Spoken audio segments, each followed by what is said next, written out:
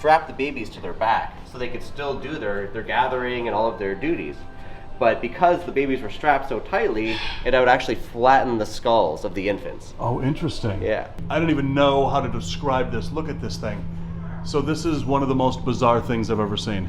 This is a real sacrificial altar from Haiti. This is a voodoo altar made to give your thanks to Baron Samedi and channel his spirit.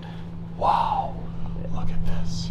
And so how does this work? So I'm not a practitioner, I'll put that out there, but this was released from Haiti under the condition that certain rituals would continue to be observed. Thankfully, no sacrifices.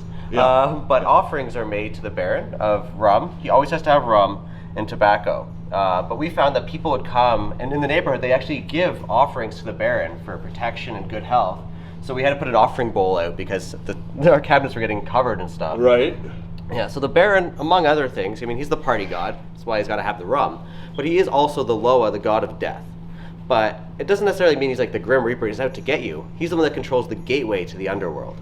So if you didn't want your relatives to die who are ill, you would basically bribe him not to open the door so they would stay in the world of the living.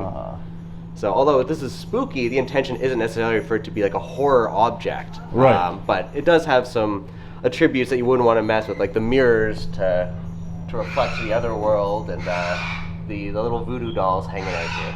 All right, and then